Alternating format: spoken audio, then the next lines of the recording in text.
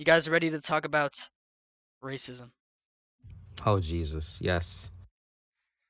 So, we're just gonna Fuck say this. crackers. I'm gonna just say this formally, just so because I know a lot of people feel very it's a lot of people feel very misrepresented when um I'll just say it like straight up, like a bunch of white guys talk about racism to a bunch of actual minorities. Um, one memory that I can recall is like when when um when Jesse was justifying using the N word on Roblox. It was a while ago. It was in 2019, but he was justifying it. I'm pretty sure it was because you, Sean, said that you didn't It mind it. was. It Yeah, it was was, me. yeah. Cause me and Jesse were good friends. And me, I was like, okay, I don't care if you say it, just don't use it a lot. But that has changed Mhm. drastically. I don't believe that people of non-color should be using the nigga or especially with the hard R. I don't believe they should be using it at all if they're not of color. And with all due respect, a lot of people who I just don't want people to feel misrepresented. So if you do feel like if you do feel like this is a sensitive subject, please don't hesitate to DM me. Actually, a matter of fact, I will leave my Discord in the chat. Dr. A's. So first I want to have Jackson take this away on wide Montana, wide Dinero, or wide Cruz. We're gonna be talking about him. Jackson, you were on a podcast with him. It's since been unreleased. I actually did listen to a little bit of it. I haven't gotten to the part where it gets really, really, intense. But what would you like to comment about this? How did that go for you? Well, I mean, the interview you're talking about is I did a video with Wide, uh, Jex, and I believe Vegas. I want to say Michael. I'm not sure, I think it was but Vegas.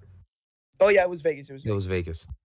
But basically in the call, I want to say like maybe like halfway through, Wide he was enjoying himself. He finally got on a podcast on Roblania. He was super excited. He felt like a little kid in a candy store.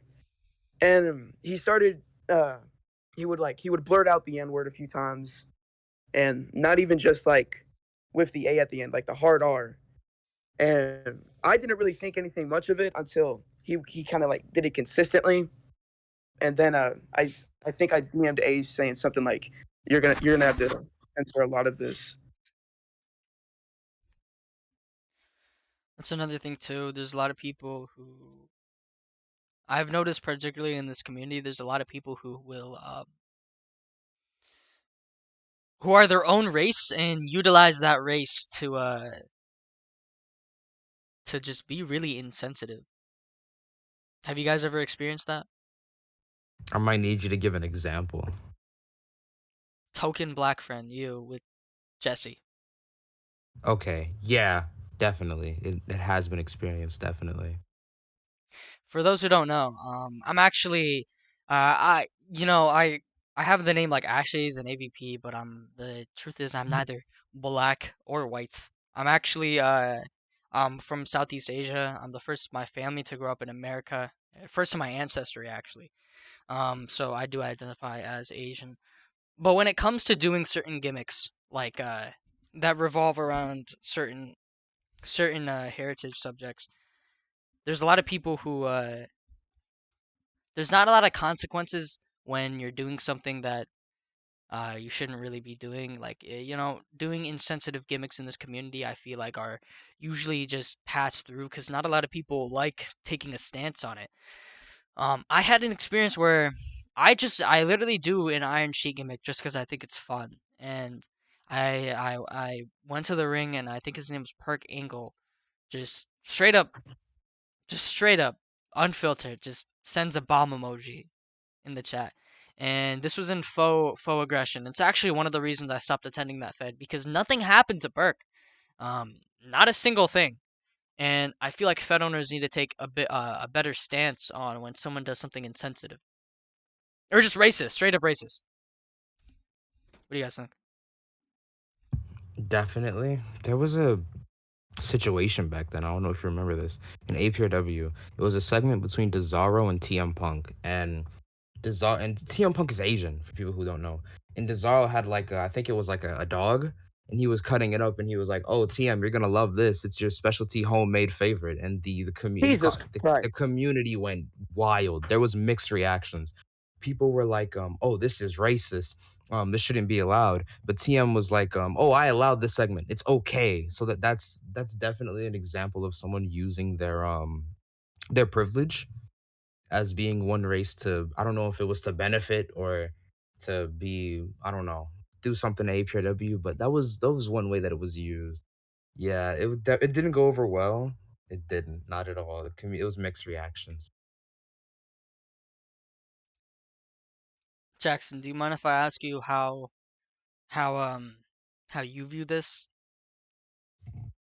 Which part? You mean racism in general, from or your perspective? Like when you see someone go out to the ring and like utilizing, I think Sean worded it best, like you utilizing their own like privilege. Because the truth is, a lot of people in the community like seeing racist things in arenas. Like I've seen people do just in general really racist segments or just really racist gimmicks and get cheered for it too. So how does that what's your thoughts on that from like your perspective? well, Sean talked about that APRW segment, and it kind of reminded me of a few times in during the ruthless aggression era of WWE, of how there would be some racist things like that meme of Vince McMahon going up to Cena and say, "Keep it up," and also the rivalry with Triple H and Booker T. I think racism in our community, especially when it comes to gimmicks, it needs to take a step back. And you talked about your rap gimmick that you did in FO and how Perk sent that bomb emoji. Yeah, that's definitely fucked up. And it was also And unfiltered. It was also just really it was him putting a label on something that didn't exist because all I had was really the Iron Cheeks theme song, and like, dude, that's an intentional type of thing. Like the thing about like the gimmick that I was putting out there, that was just a regular gimmick. Like I never ever once mentioned that I had anything to do with Islam. Like not once. People have to put that own label on there. That's intentional, and nothing happened. Sorry, I didn't mean to cut you off. I just wanted to elaborate on that. no, you're fine. But yeah, I think in the community when it comes to racism, we need to definitely, you know, look around and figure out like I don't want to say figure out who's a racist, but like just be aware of like because like there's gonna be people in our community that will say racist things, and we won't be able to stop it, except for just kicking them out. So I don't really understand how we could fix racism except for just removing them from the community.